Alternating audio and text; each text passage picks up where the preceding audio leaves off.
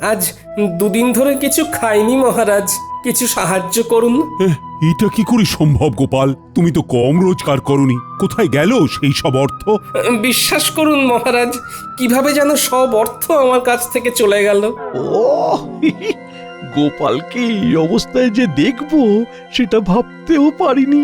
ইস, আমার কতদিনের মনোবাসনা আজ পূর্ণ হচ্ছে। বাবারি, ভাবা যায়? তোমার অর্থ তুমি বাজে খরচ করেছো, আর কি করবে? আমি চাইছি না মহারাজ, কিন্তু তবুও খরচ হয়ে যাচ্ছে। এটা কি সম্ভব গোপাল? তুমি চাইছো না অথচ তোমার জমানো অর্থ তোমার হাত দিয়ে খরচ হয়ে যাচ্ছে। এইরকম নির্ভেজাল গাল গল্প দেয়া কবে থেকে শিখলে গোপাল? ফাড়ামো বাদ দিয়ে এখন থেকে ফাজলামো শিখেছো? বাবা বাবা বাবা! গোপাল কোনো বিপদের মধ্যে পড়েছে, নইলে গোপাল তো মিতব্যয়ী, কোনো বাজে খরচ করে না। মহারাজ, আমি আপনাকে গোপালের পেছনে আর কোনো অর্থ ব্যয় করতে করজোরে নিষেধ করছি। আমারও তাই মত। মহারাজ, দয়া করে আপনি আর একটি মোহরও দেবেন না। আমারও তাই মত। গোপালকে আর কোনো অর্থ দেওয়া মানে ফসে ঘি ঢালা। কি হে বিজ্ঞানী, তোমার কি মত? আমার একটাই কথা বলার আছে মহারাজ, গোপাল তো মিতব্যয়ী, ও কোনো বাজে খরচ করে না। তাহলে আজ গোপালের এই অবস্থা কেন? গোপালের জীবনে কি এমন ঘটনা ঘটলো যাতে গোপাল এই অবস্থায় নেমে এলো?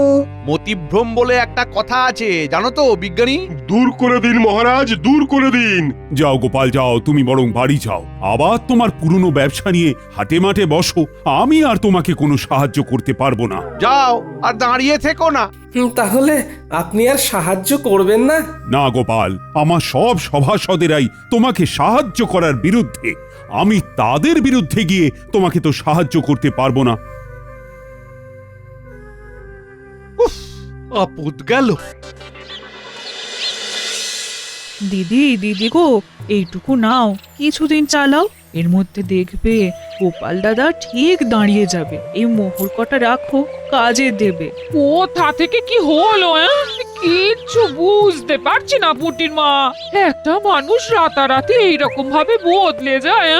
দিদা, আমি বলছি দেখো, গোপাল দাদু আবার ঠিক আগের মতো হয়ে যাবে। গোপাল দাদুকে দেখে আমাদের খুব কষ্ট হচ্ছে দিদা। সেই দিন দেখি ঢিল মেরে গাছ থেকে আম পেড়ে খাচ্ছে, আমাদের দিকে চোখ করতেই বলে খুব খিদে পেয়েছে তাই খাচ্ছি। ইস, এই দিনটাও দেখতে হচ্ছে আমায়। দিদি, গোপাল দাদা এখন কোথায়? রাজসভায় গেছে, দেখা যাক মহারাজ কিছু সাহায্য করতে পারেন কিনা।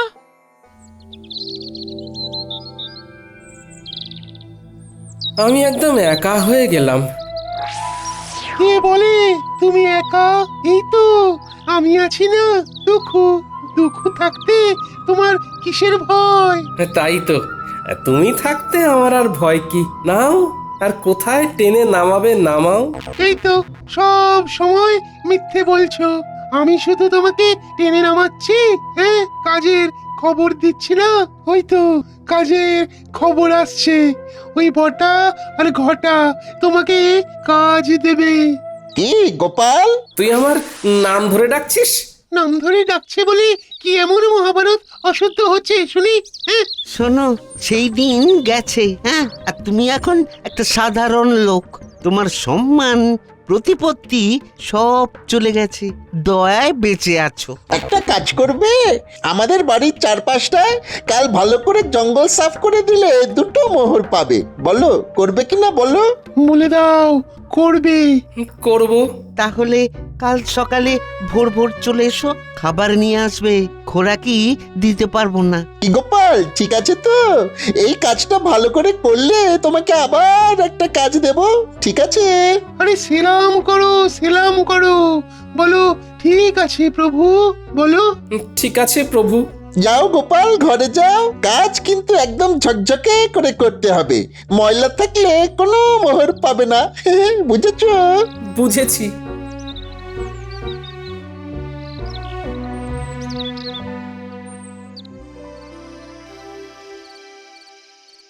মহারাজ এ কি শুনছি? কি শুনলে তুমি যে এত উত্তেজিত হয়ে আমার কাছে এলে? দাসীর মুখে শুনলাম গোপাল নাকি আপনার কাছে এসেছিল সাহায্যের জন্য। হ্যাঁ এসেছিল, আমি সাহায্য করিনি, কারণ আমার সভাসদেরা সবাই গোপালকে সাহায্য দেবার বিপক্ষে ছিল। গোপালের এই ভাগ্য বিপর্যয়ে আপনি ওর পাশে দাঁড়ালেন না মহারাজ, অথচ আপনার যখন বিপদ ঘটেছে তখন গোপাল সবটুকু দিয়ে আপনাকে সাহায্য করেছে। ও তার জন্য বেতন পেয়েছে, আর বেতনের বিনিময়ে ও কাজ করেছে। বাহ, খুব ভালো বলেছেন মহারাজ, খুব ভালো। আমি ঈশ্বরের কাছে প্রার্থনা করব যে আর কোনোভাবেই যেন গোপালের সাহায্য আপনার না লাগে।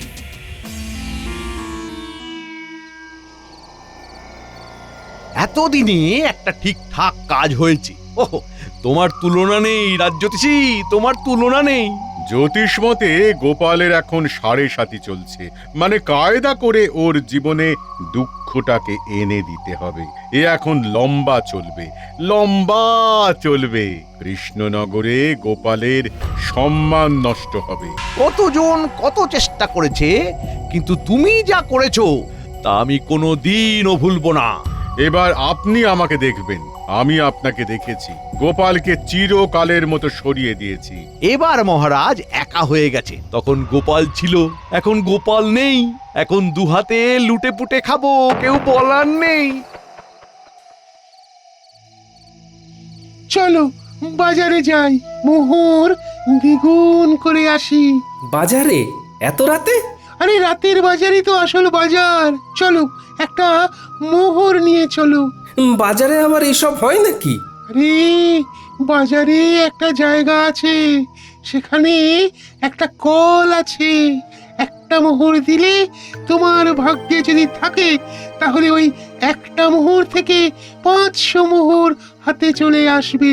এই একটা কল, নাম হলো গেড়া কল। সত্যি বলছো? আমি তোমাকে কেন মিথ্যে বলবো বলো? হ্যাঁ, কিন্তু আমার কাছে তো কিছু নেই গো দুঃখু। চলো চলো হেসেলে চলো। তোমার গিন্নি কয়েকটা মোহর পেয়েছে, ওই পুটির মা দিয়ে গেছে। তোমার গিন্নি এখন নেই, এই সুযোগ।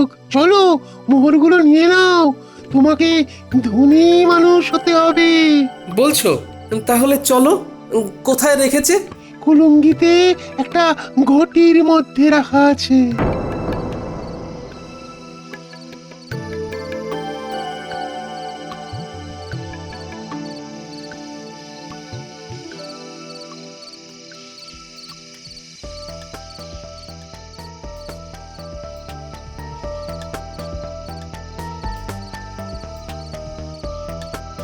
রান্নাঘরে মিনুর বাবাকে যেন যেতে দেখলাম।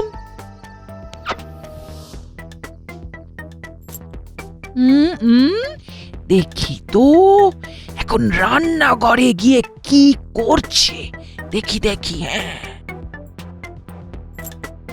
বলি হচ্ছেটা কি? আমার ঘরে শীত কাটছো? আমি যেটা বলছি সেইটা বলো। তুমি না আমার অর্ধাঙ্গিনী, তুমি তো আমার অর্ধেকটা। তুমি না আমার অর্ধাঙ্গিনী, তুমি তো অর্ধেকটা গো। এই থামো থামো, আমি কোথায় খাবার জোগাড় করতে হিমশিম খাচ্ছি আর তুমি আমার সঞ্চয় শীত কাটছো? শোনো, আমি হলাম গিয়ে তোমার গিন্নি, আমাকে ভুজুং ভাজুং দেওয়া অত সহজ নয়। দেখি দেখি গিন্নি, এইভাবে কেউ পরনের কাপড় নিয়ে টানাটানি করে? আমি তো বিকচ্ছ হয়ে যাব, আমার কাছা খুলে যাবে গিন্নি। আমার চোখকে ফাঁকি দেওয়া? ওরে বাবা, কি দজ্জাল গিন্নি গো তোমার! হ্যাঁ, ট্যাঙ্ক থেকে ঠিক বার করে নিল। দুঃখু, আমি কি বলেছিলাম? এখান থেকে চলো এখন। হ্যাঁ হ্যাঁ হ্যাঁ, চলো চলো। আমার এই সব একদম ভালো লাগে না। চলো চলো বাইরে চলো। বলি কোথায় যাওয়া হচ্ছে শুনি? বলো যেদিকে দু চোখ যায়। যেদিকে দু চোখ যায়? চলো, ছোট ছোট ছোট ছোট। এই শোনো শোনো বলছি। যা, এই চলে গেল। এ আমার কি সর্বনাশ হলো! কি হলো গোপাল বউ? গোপাল এরকম ঊর্ধ্বশ্বাসে ছুটে কোথায় গেল? আমার কপাল পুড়েছে, কি যে হলো বুঝতে পারছি না। ভালো মানুষটা যে এরকম কিভাবে বিগড়ে যাবে সেটা ভাবতে পারিনি। দেখো গোপাল বউ, দুঃখ করো না, আমরা সবাই আছি সাথে, জড়িয়ে আছি হাতে হাতে। গোপাল আবার তুলবে মাথা, যেন বৃথা হবে না আমার কথা। এই নাও গোপাল বউ, এই মুহূর্তে গোপালের কোনো কাজ নেই, তোমাদের চলবে কি করে? আমি আর বিজ্ঞানী মিলে দিলাম কিছু অর্থ, আমাদের প্রার্থনা হবে না কো ব্যর্থ। ও দুঃখু, আছো তো? আছি মানে একেবারে লেপ্টে আছি, তোমার ঘর থেকে এ জন্মে আর নামবো না। ওই যে মোহর দ্বিগুণ হওয়ার কলটার কথা বলেছিলে, সেখানে কি করে যাব? হাত তো একদম খালি। একটা জায়গা আছে, চলো সেখানে যাই। তোমার একটা কিছু তো ব্যবস্থা করতে হবে, নইলে খরচা করবে কি করে? চলো চলো চলো, সোজা চলো, একদম নাক বরাবর।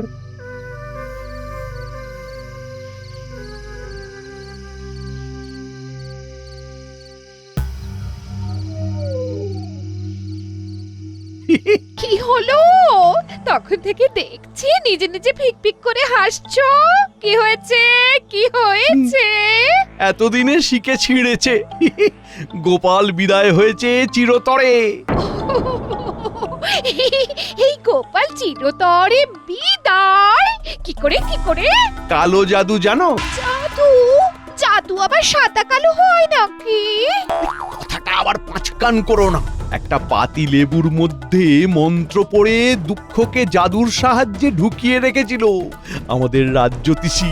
তারপর তারপর তারপর সেই দিন রাতে আমি আর রাজ্যতীষী ওই লেবুটাকে নিয়ে গেলাম বটা ঘটার কাছে।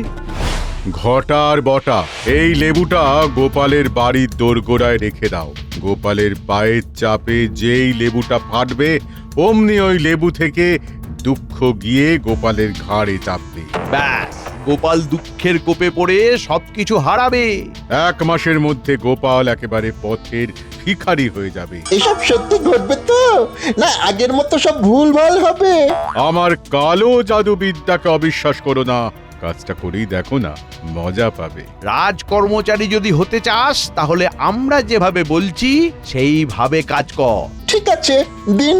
এবার চলো, আজ রাতের মধ্যেই এটা করতে হবে। খুব ভালো সময়, আজকের পরে আবার 6 মাস পরে এই তিথি আসবে, সুতরাং বুঝতেই পারছো। পাচ্ছি। তাহলে এক্ষুনি চল, আমাদের চোখের সামনেই ঘটনাটা ঘটুক। চলুন তাহলে। তারপর হ্যাঁ, তারপর সেই অমাবস্যার রাতে আমরা 4 জন গোপালের বাড়ির কাছে এসে দাঁড়ালাম। ঠিক এই জায়গাটাতেই লেবুটা রাখো। হ্যাঁ, এখানে এখানে। সেটা না হয় রাখলাম। গোপাল দাদা না এলে তো হবে না। আরে আমরা এসেছি কি করতে? ওকে ডেকে বাইরে বার করব, তোমরা দেখে যাও খালি খেলাটা। তোরা তোদের কাজটা কর, নে নে রেখে আয়। রেখে এসে লুকিয়ে পড়ো। মন্ত্রীমশাই আপনিও লুকিয়ে পড়ুন। আর হ্যাঁ বটা, লম্ফটা আমার হাতে দিয়ে যা। এইখানে লেবুটা রাখলাম। গোপাল, ও গোপাল, একটু বাইরে এসো না। কে? আরে আমি রাজ্যতীষী। তোমার সাথে একটা খুব জরুরি প্রয়োজন আছে, একবার বাইরে এসো না গোপাল। ও বাবা, এত রাতে রাজ্যতীষী? আসছি।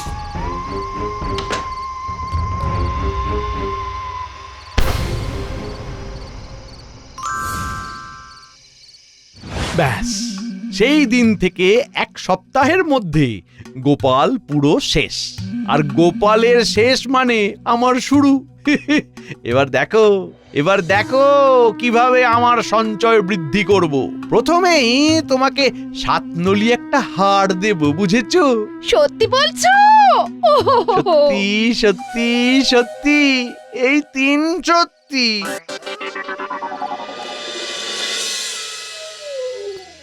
ওই দেখো গোপাল, একটা পাথর পড়ে আছে, দেখতে পাচ্ছো?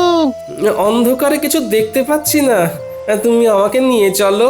এই যে এই পাথরটা, এই পাথরটাকে ঠেলো ঠেলো ঠেলো। এগুলো কি? গর্তের মধ্যে এগুলো কি? এগুলো সব তোমার। নতুন করে খরচা করতে শুরু করো। বস্তাটাকে তুলে নাও, নাও নাও, তুলে নাও। হ্যাঁ, তারপর রাতের বাজারে চলো। ওই গেঁড়া কলে মোহর দেবে, আর মোহর দ্বিগুণ হয়ে যাবে। সুযোগ এসেছে দুকুকে ঘাট থেকে নামানো। একটা সোনার মোহর গর্তে ফেলে দিই। কি গো গোপাল, হলো? এই রে দুঃখু ভাই, বস্তা থেকে একটা সোনার মোহর গর্তের মধ্যে পড়ে গেল। দুঃখু ভাই, গর্তের মধ্য থেকে সোনার মোহরটা তুলে দেবে? এ বাবা, ভালো করে ধরতেও পারো না। দাঁড়াও দাঁড়াও, দেখছি। উহ, কি শান্তি! অবশেষে দুঃখ নামলো ঘাট থেকে। এবার শান্তি শান্তি, মহা শান্তি।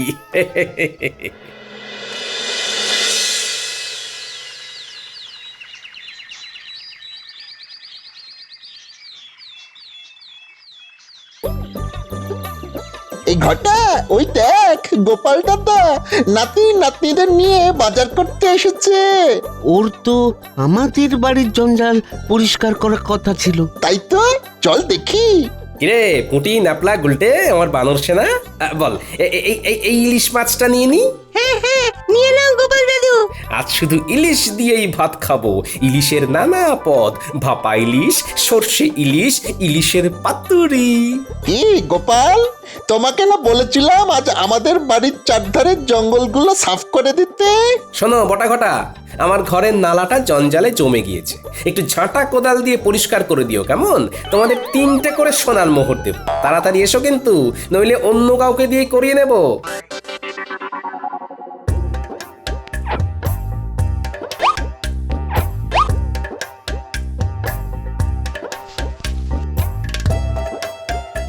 চল রে মানুষ না, আরো কত কি কেনার আছে। চল চল চল চল চল মন্ত্রী মশাইকে খবর দিয়ে আসি। আয় আয় আয় আয় আয় কাকা, আয় বগা, আয় আয় আয় আয়। মন্ত্রী মশাই, কাকা বকা ছাড়ুন। ঘটনাটা যা ঘটার তা ঘটে গিয়েছে। কি হয়েছেটা কি? গোপাল ইলিশ মাছ কিনছে। কি হলো? এই হিসেবটা তো মিলছে না। তোরা ঠিক দেখেছিস তো? আগে কথা বলেছি।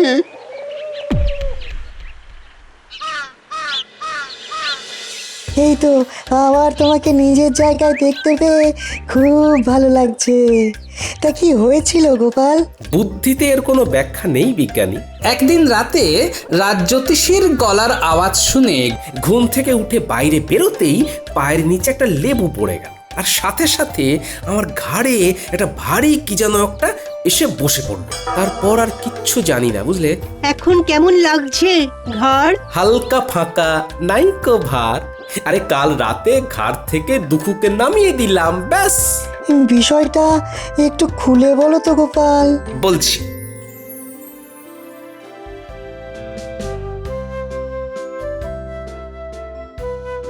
শুনেছেন মহারাজ, গোপাল আবার নিজের জায়গায় ফিরেছে। আমি গোপালের বাড়ি যাচ্ছি, আপনিও আসুন। দাঁড়াও দাঁড়াও দাঁড়াও, সকাল থেকে আমিও শুনছি। ব্যাপারটা কি জানতে হবে। চলো চলো, তোমার সাথে আমিও যাব। গোপালের কেনই বা ভাগ্য বিপর্যয় হলো, আর কি করেই বা সেখান থেকে সে বেরিয়ে এলো, এটা জানাটা খুব দরকার। চলুন।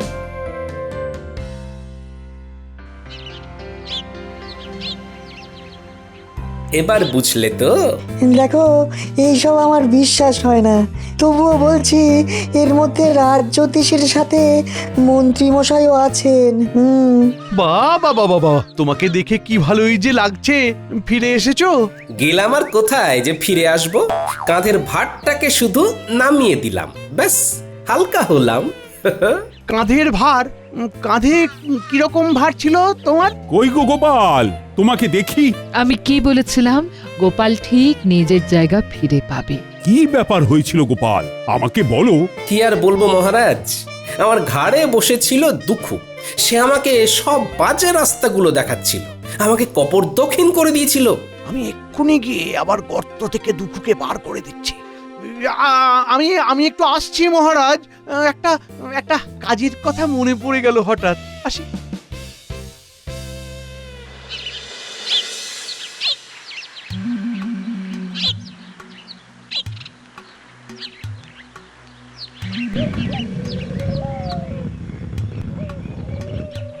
তুমি কে গো? আমি এই রাজ্যের মন্ত্রী দুঃখু, আমার ভাই। যাও যাও, আবার গিয়ে গোপালের ঘাড়ে চাপো, ওকে আবার সর্বশ্রান্ত করে দাও। তুমি ওকে এত উপকার করলে, ও তোমার ক্ষতি করলো দুঃখু।